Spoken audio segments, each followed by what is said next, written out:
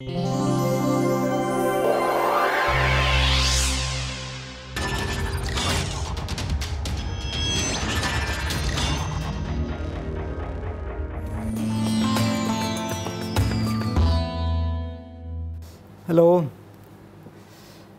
today we are going to discuss the basic EPR instrumentation, whatever items are used to make an EPR spectrometer.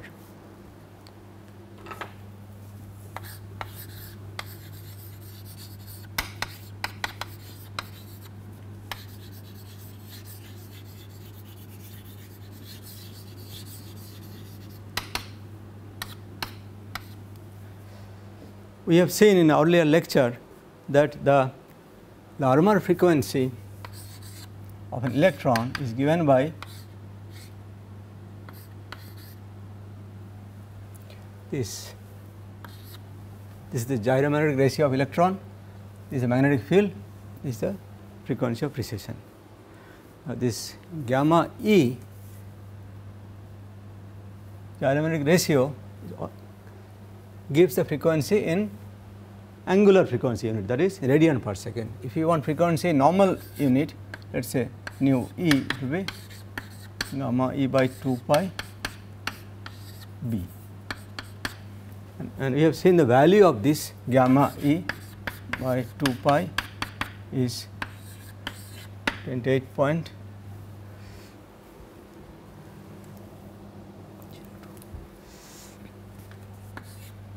gigahertz per Tesla. So, you see our typical frequency will be of the order of several gigahertz if the magnetic field is of the order of 1 Tesla. So, this frequency comes in the microwave region. So, what do we need to have a spectrometer based on whatever we have understood about the principles of EPR spectroscopy? Let us look at this slide here. We need a source of radiation, then we need a sample cell to hold the sample, which in this parlance called a cavity, then we need a magnetic field and also detection system. We also have seen the resonance condition is given as H nu is equal to G E beta E B. This is the G factor, this is the Bohr magnetron,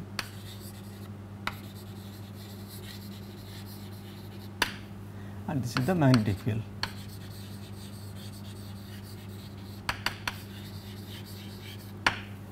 And this is the frequency of resonance. And we have just now said that this frequency comes in the microwave region for a typical magnetic field of the order of a Tesla. So, here once again to recapitulate our earlier understanding that we can either vary the frequency and keep the magnetic field constant, or vary the magnetic field and keep the frequency constant. Both are possible in principle, but in practice it is almost always true that we vary the magnetic field and keep the microwave frequency constant. We will see several reasons why that is so. So, we need therefore is fixed and be variable. So, how will a spectrometer look like? A simplest possible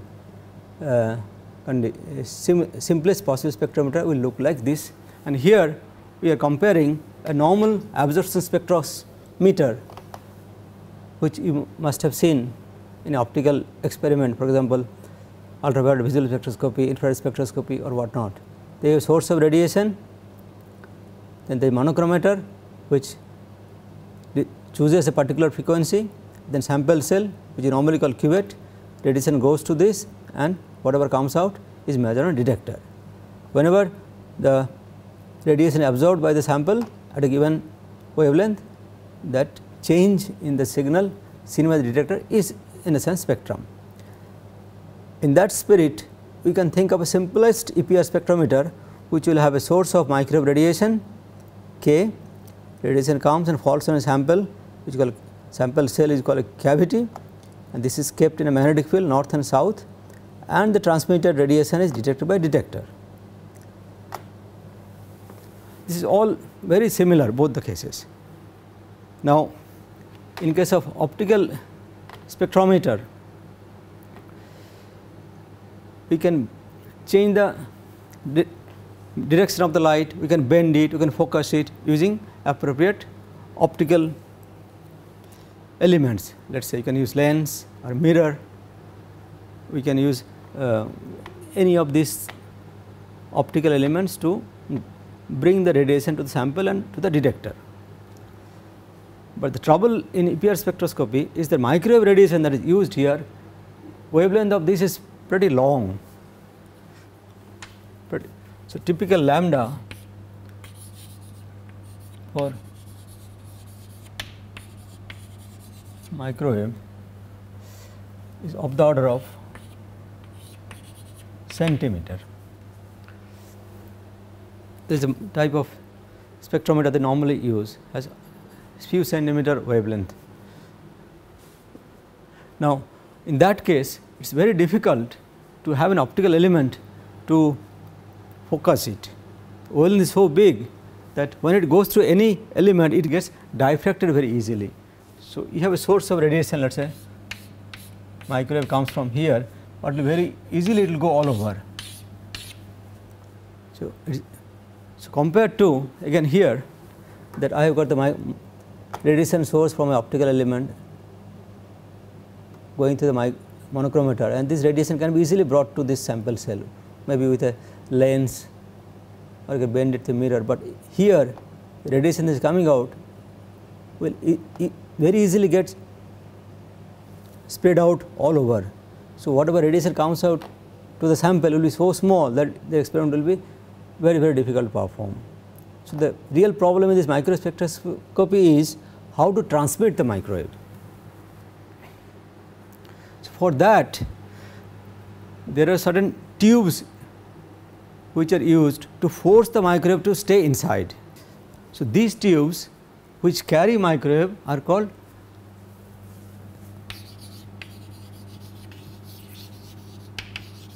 waveguides. So, here is an example. So, you see the rectangular tube here, rectangular cross section, and there is a hole here, through and through hole, if you can see it.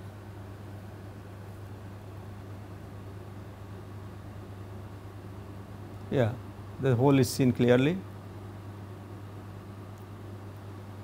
So, here if the microwave enters here, it is forced to stay inside this, it does not come out. So, these tubes, sometimes it is rectangular, it could be also cylindrical. These tubes are called waveguide because it guides the radiation inside it. So, whenever we need to bring the radiation from one place to another place, I can use different type of these waveguide elements. For example, this is a different length here, one is bigger, other is smaller. So, you can join these two to make a bigger waveguide. These are there are holes here.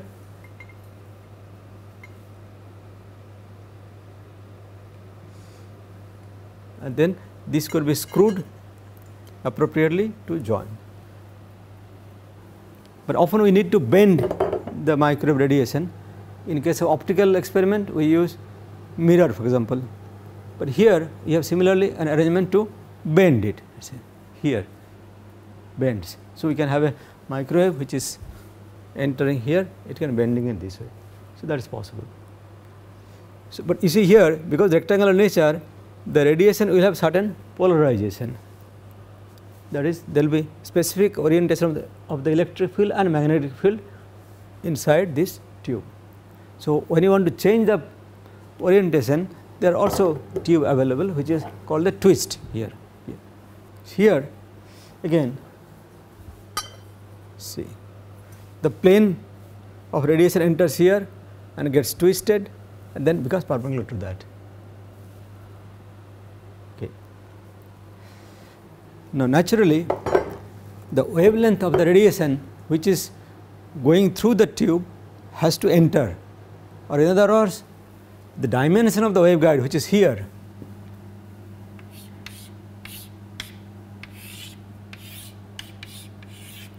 this dimension decides what sort of radiation can be carried by this waveguide. Now, here the wavelength has to be smaller than the lambda by 2 has to fit here. So, any wavelength which is bigger than that cannot enter here, and therefore cannot be carried by this waveguide. So, for example, I have another waveguide here. You can see the dimension of this is different from that one. You can see this has smaller dimension than this one, both ways. This is narrower than this one here. So, this can carry a microwave whose frequency is higher than the frequency that is carried by this one. So, there are certain names given to this various frequency ranges that can be carried in a different type of waveguide.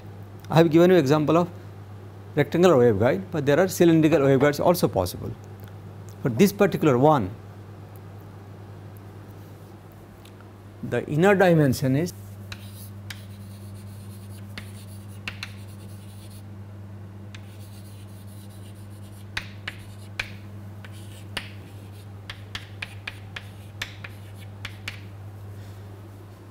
you see that unit is in inches, which is very old fashioned, because the microwave technology came into being sometime in 1940s.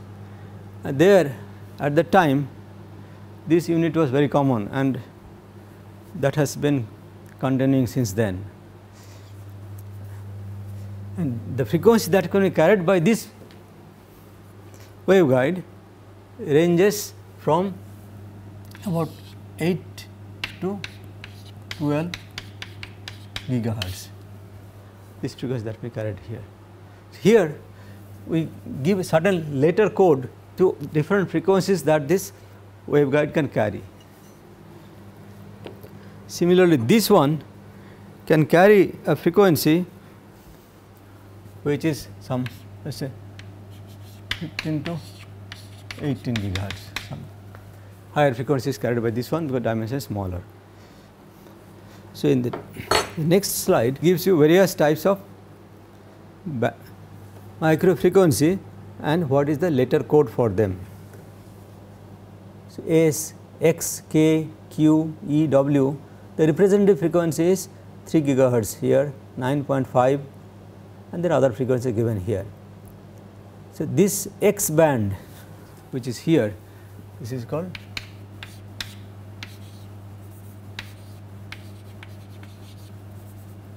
X band. This is the most popular frequency used in EPR spectroscopy, and corresponding magnetic field is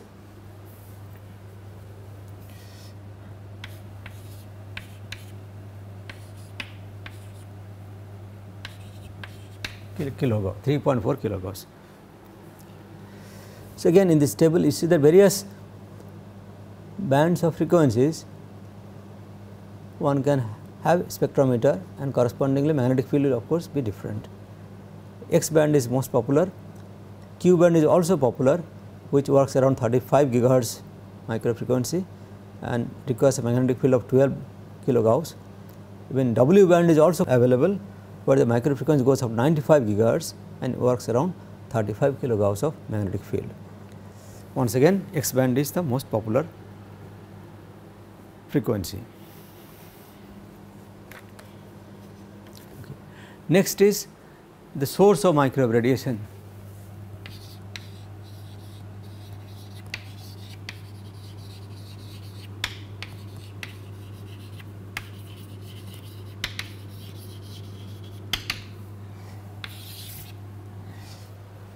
Most common source of microwave radiation is a microwave oscillator called klystron.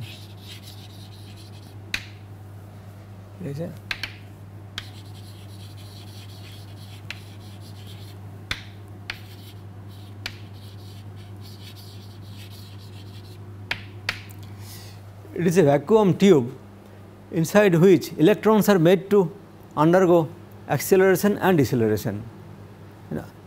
In a very simplistic way, the inside part of the klystron looks like this. There is a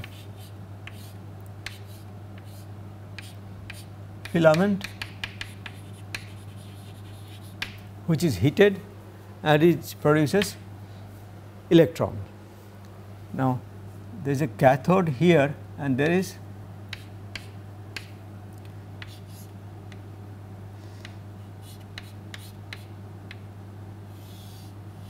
this is called cathode,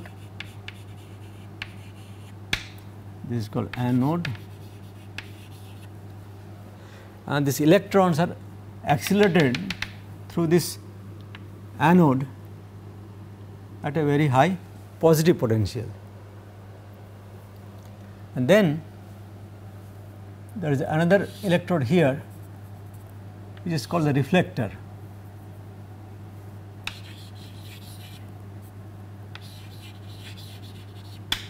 And this is kept at negative potential with respect to cathode. So, what is happening here? Electrons are emitted by the filament, it is accelerated by the positive anode and goes through this, and then it gets reflected by the negative potential they applied here. So, electron sort of goes up and comes down. This sort of motions it has. It is of course a very simplistic picture. Nevertheless, because of this acceleration and deceleration, electron that are experiencing, that produces the microwave radiation. This anode is also called the beam or the resonator.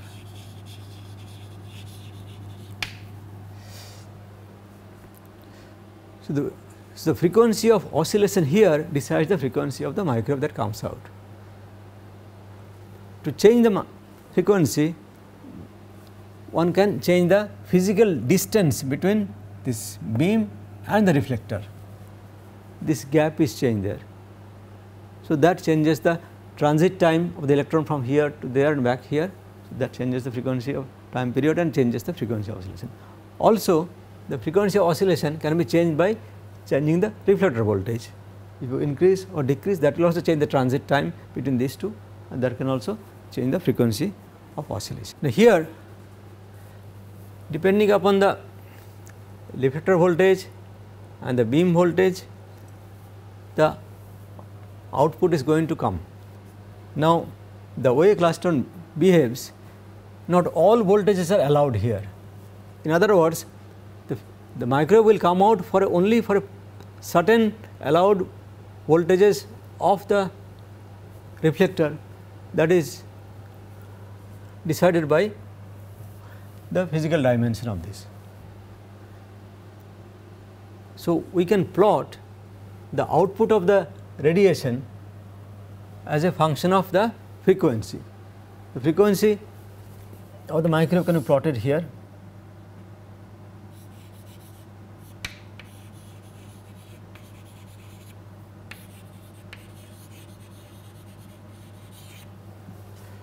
Is a function of power.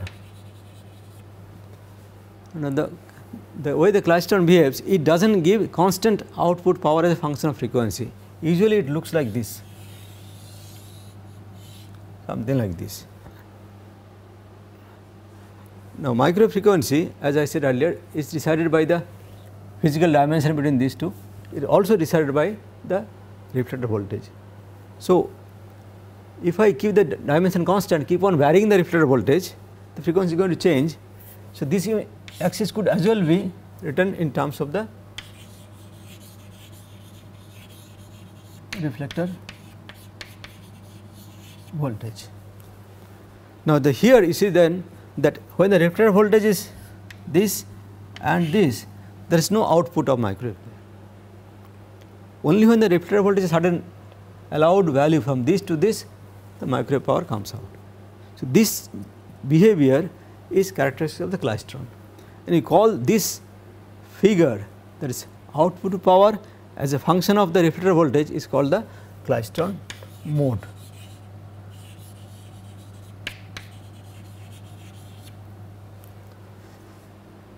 Now, klystron can have more than one mode. What do you mean by that?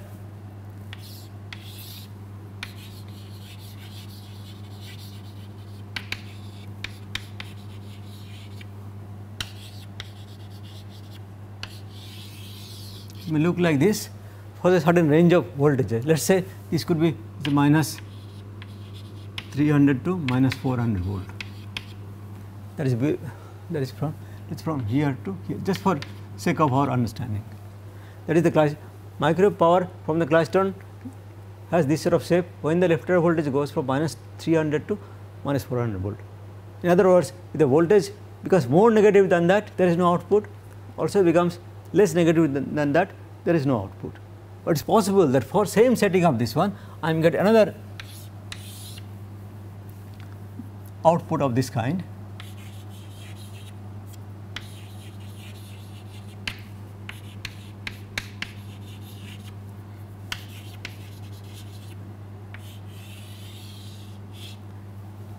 Very similar.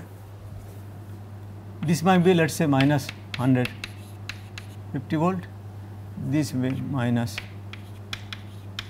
250 volt. So, this is very similar, where again the voltage becomes more negative than minus 250, there is no output, less than minus 150, again there is no output. This is second mode, another mode here. That is a way a klystron gives more than one mode. Now, one normally chooses that mode which gives the maximum power. This voltage is maximum.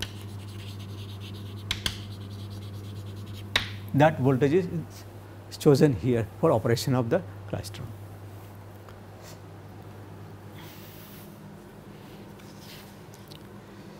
Now, other than klystron, more modern microwave source that is being used in the EPR spectrometer is called a solid state device, and that is called a GAN oscillator.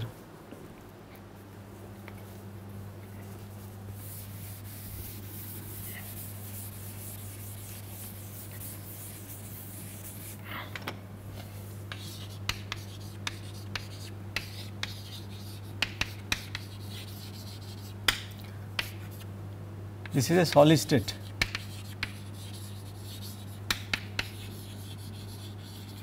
Solid state device. Unlike klystron, which is actually based on vacuum tube, everything that is happening here is inside in a vacuum tube. This has no such thing as solid state device, where electrons are meant to oscillate because of certain GAN effect. We do not go into detail, but we will only distinguish the behavior of this versus that one. Important difference is that the GAN oscillator output as a function of frequency is almost constant. So, that way there is a main difference here. Now, here I say the reflector voltage changes the microwave frequency to a certain extent. Here also similarly, the voltage that is applied to the GAN oscillator diode, that also changes the frequency of the microwave. The next item in the spectrometer is the sample holder or the cavity. Now, cavity is a rectangular box, or it could be a cylindrical box where the sample is kept. But the important function of this is to ensure that the sample sees the magnetic field of the microwave radiation and not the electric field, because we have seen earlier that is the magnetic dipole transition, which is what we observe in EPR spectroscopy. So, microwave cavity functions a very important role. It ensures that magnetic dipole transition is taking place in the sample. In other words, sample must see mostly the microwave magnetic field and little or no electric field, because microwave also can cause electric field transition, and that is not what we are trying to look at. So, two designs are given here. This is a rectangular cavity and a cylindrical cavity.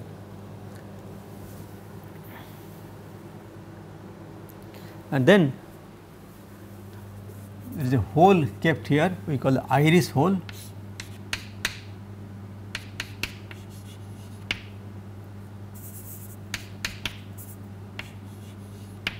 And the waveguide can enter, allow the microwave to enter here through this hole. Okay. That is the way the waveguide is coupled to the rest of the microwave circuit, and usually one uses a screw here.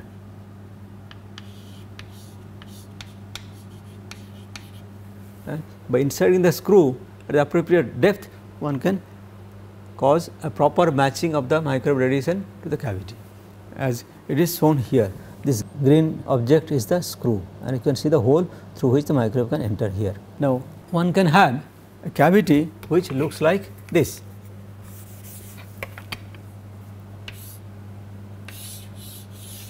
Small hole here, another small hole here, and radiation. This is the waveguide. Radiation enters here, goes through this, and through this iris goes to the cavity, and again goes out here. So, sample could be kept somewhere here. This is called a transmission cavity.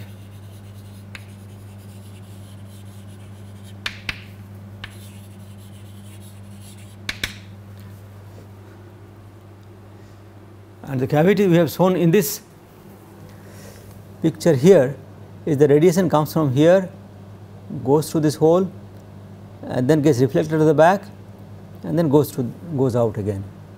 So, this is called a reflection cavity. So, we will see that reflection cavity is a lot more useful cavity than this one. As I have said earlier, the sample must see the maximum of the microwave magnetic field and not the electric field. And the way this cavity helps doing that is to form a certain pattern of the radiation inside this, and some places there will be electric field maximum, and some other place there will be magnetic field maximum, and that is called the mode of the cavity.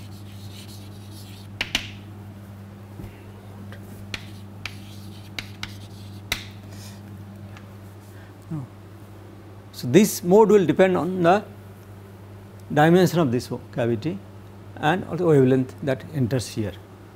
Now, to understand what a mode is, it will be good to take example of a common microwave device that almost all of us use, and that is the microwave oven. The microwave frequency used in a microwave oven is 2.45 gigahertz, and the corresponding wavelength is 12.2 centimeter approximately. So, you see this is a really large wavelength comparable to the food stuff that is used there. In a microwave oven, we cook food, or rather we warm food by placing it in the box, and that box is certain as a turntable. So, this keeps moving it. So, the whole box is actually a cavity that we have here. And how does it form a mode? So, here this is the rectangular box which is the microwave oven, and if you see carefully, usually at the top right corner there is a rectangular sort of element there through which the radiation from the microwave generator enters and it stays inside, and this is the rotating plate. Now, for cooking the food, it is the electric dipole transition that is used there. That is, most of the polar molecule, the water for example, the most polar molecule that absorbs microwave radiation undergoes rotational transition, and then very high rotational frequency it causes the heating. So, it is electric dipole transition. So, here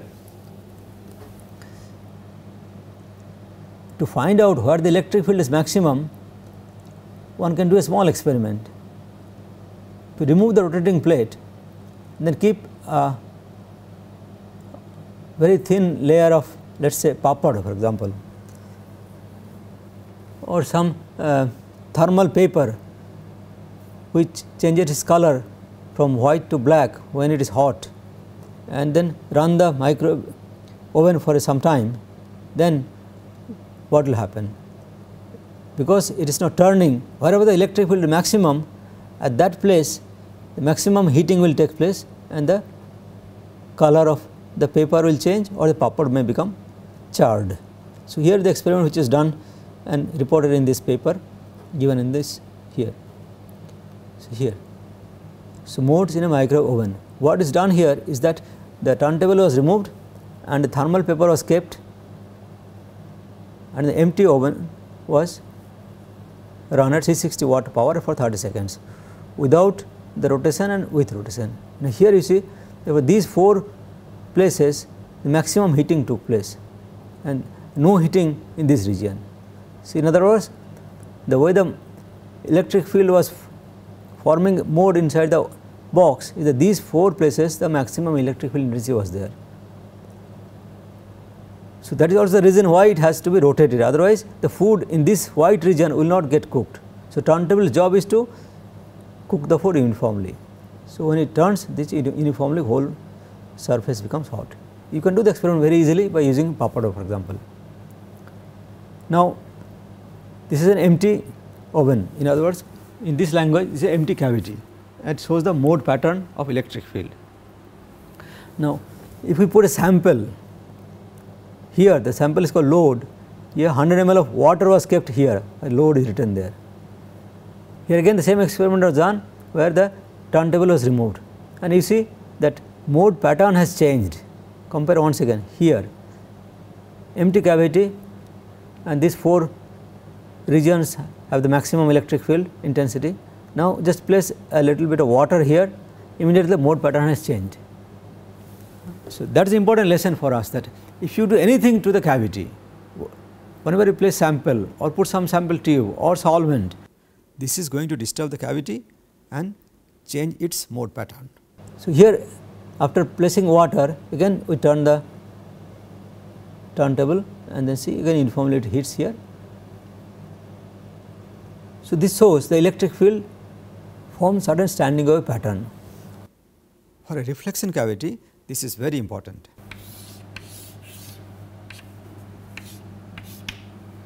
So, radiation enters here, gets reflected this way. So, now if the dimension has certain particular relationship to the wavelength of this radiation, then it can form standing wave pattern. So, in that case the radiation will be stored inside, it will not come out of that. Not only that, when the standing wave forms, then depending upon the dimension of this, certain places there will be electric field which is maximum and other place magnetic field will be maximum. Now, let us see what sort of mode pattern these cavities have here. This is a rectangular cavity, dimension is given here, that let us say A is the this broader dimension of a waveguide, this is the C, B is the narrower dimension and C is the longest dimension here. Okay. And the iris hole and the coupling screw is shown on the left. Now, for this rectangular waveguide, radiation enters here, gets reflected and comes out of this again. Now, if the wavelength has the certain relationship to the dimension here given by this, let us say the dimension A, this broader surface is approximately equal to half of the wavelength and B is very narrow, so that it is less than half the wavelength and C has the exactly twice the half wavelength. In that case, standing wave pattern will have this sort of mode. Electric field lines shown here in red lines, this will be forming the standing wave such that it will oscillate in this plane, AB plane, and the value of the electric field is maximum here and here, and minimum at the 2 surfaces and also at the center of the cavity. Electric field is maximum. Similarly, the magnetic field modes are given in the blue line. Magnetic field intensity maximum at the center and also maximum at the wall, and it is very small, nearly 0 at the center here and this center here. So, if you now imagine this rectangular box, that magnetic field has exactly maximum intensity here and the surface here and this surface there. Electric field has minimum intensity at the plane here and here and here. Now, this particular mode, you can see that how critical it is related to the wavelength of the microwave which you are working. So, this mode is called TE102 in this parlance of EPR spectrometer, and T stands for transverse electric. The radiation is moving in this direction, electric field is orthogonal to that is oscillation of electric field is perpendicular to the directions, that is why it is called transverse electric. And then 1 stands for this, there one half wavelength is this A dimension, 0 half wavelength in B dimension. B dimension is so narrow that no half wavelength can fit here, and C dimension has exactly twice the half wavelength. So, this rectangular cavity is called therefore transverse electric 102 mode. Now, you see how carefully it is designed, and we can easily figure out now where to place the sample. We can place the sample right at the center of the cavity, showing this the 2 pipes here. This can act as a sample holder, right the center of the, if we prove the sample, the electric field is 0 and the magnetic field is maximum, and that is exactly what we need for magnetic dipole transition to take place. Okay. So, this is the placement for sample. This is sample tube I have shown here, this tube here is the center. Similarly, here the sample tube is here. Okay. Other popular cavity is called a cylindrical cavity. This is nothing but a small cylinder through which radiation is coupled through on side iris. Here the electric field lines are circular in nature.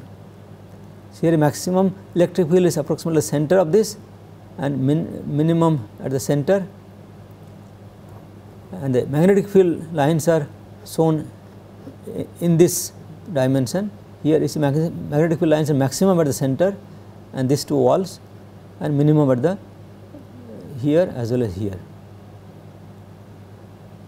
Now, this mode is called again TE, because electric field lines are orthogonal to the direction of the propagation of the radiation, transverse electric field, and 011 stands for that there is 0 half wavelength along this circular direction, and 1 half wavelength is this direction along the radius, and another half wavelength is along this vertical direction. So, the mode is TE011. So, this is the cylindrical cavity. Here again the best place to place the sample for EPR experiment is the center of this, because here magnetic field is maximum and electric field is minimum. So, that is the way I have shown here. Sample placement is this center of the cylindrical cavity. So, both for rectangular cavity or a cylindrical cavity, only one particular frequency can form the standing wave inside this. Therefore, you cannot have a variable frequency EPR experiment. In fact, this is the single most important reason why the EPR spectrometers are always constructed to work in a fixed frequency mode. This is the reason. How well does a cavity store microwave inside? There is a quantitative way of stating that. In order to understand that, let us guess how the reflection of microwave from a cavity depends on the frequency of the microwave. This is the reflected power. So, cavity could be a rectangular cavity or a cylindrical cavity.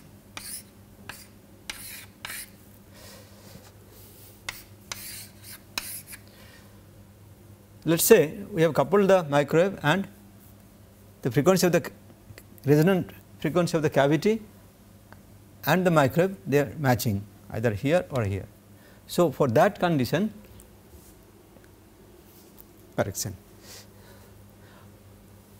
let us say we have coupled the microwave to this cavity or this cavity, and the frequency of the microwave matches with the characteristic frequency of the cavity. So, at that time the cavity is supposed to store the microwave without reflection, at least the reflection should be minimum. So, let us say at the characteristic frequency of the cavity nu 0, let us say this is the reflection here. So, as the frequency of the microwave changes either this way or that way, power is going to be reflected from the cavity. So, this will be somewhere here and here. So, if we keep imagining that as the deviation of the microfrequency is higher and higher from the characteristic frequency of the cavity, the reflection will be more. Of course, we have to keep the input power of the cavity constant. So, the shape of the curve will be something like this.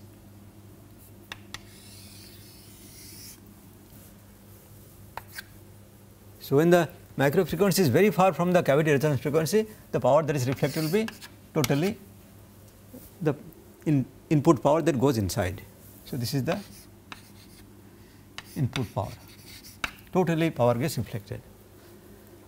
So, here the quality of the cavity or how well it stores the microwave inside it without reflection is measured in terms of the narrowness of this profile.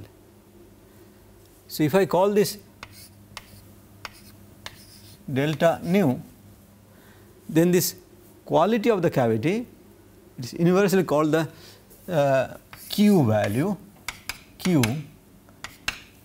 stands for quality, obviously, is defined to be this nu 0 by delta nu. So, with this definition, it is obvious that the narrower the cavity, higher will be the Q value. So, the Q value is a quantitative measure of the quality of the cavity. It shows how well the micro power is stored, how well it is stored. So, if it is narrower, then I say that it is better cavity. Why is that? So, in this slide, I have shown this reflection profile of a cavity for two different Q values. So, this shows the response of two different cavities. The red one is sharper and the pink one is broader. So, delta nu for this is smaller than the pink one. So, as the Q is defined to be equal to nu 0 by delta nu, this cavity with a red profile is sharper, and higher is the Q, higher is the sensitivity, should be apparent from here. So, this is the place where the cavity is matched with the microfrequency so well that let us say reflection is minimum 0% and maximum when it is further, the maximum away from the nu 0. Now, if there is any disturbance in the cavity or change in the characteristic property of the cavity, then for a small change this pink cavity, for a small change the reflection from the cavity will be much larger for the red profile than the pink profile.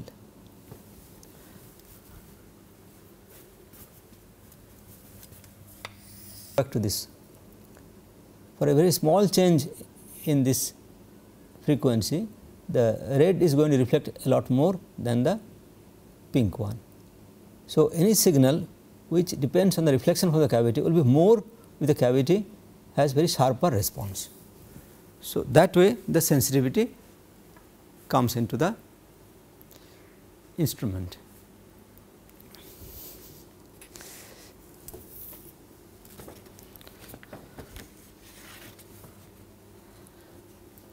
The Q is also defined in this way, that is how much power, rather how much energy is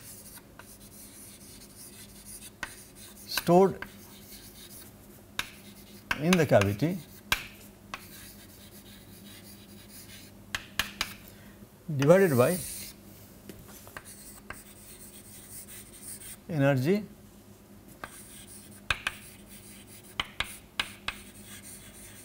dissipated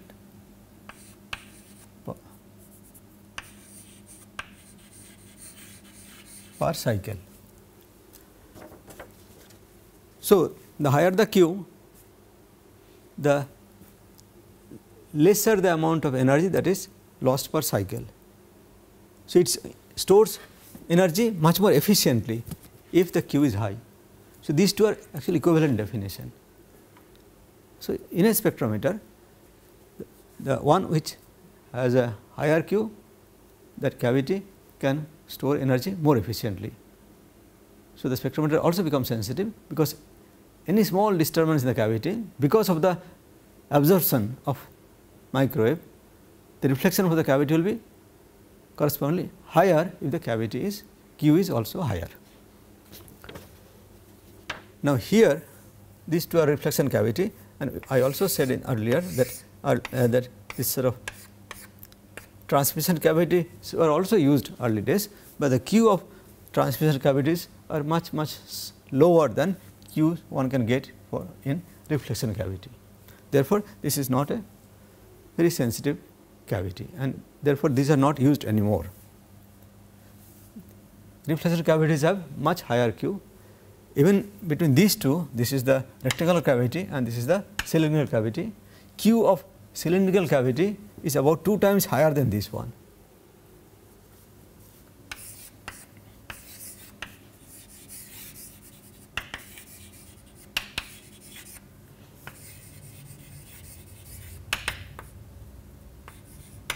Cavity is about 2 times higher than a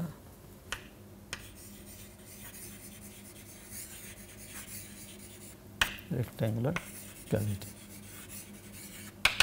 So, the spectrometer that uses a cylindrical cavity will be about 2 times more sensitive than a spectrometer that uses a rectangular cavity.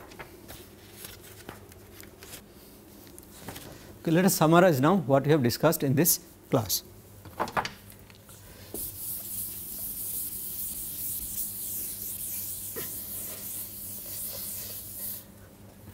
Today we have discussed the following topics: the source of microwave,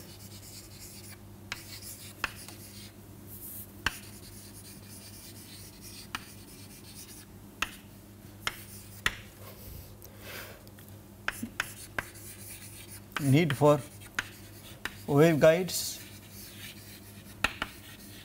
and how it restricts the fixed frequency experiment,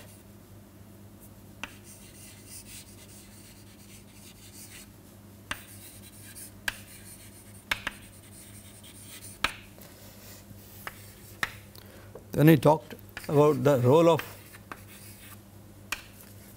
cavity and the Q value and its importance.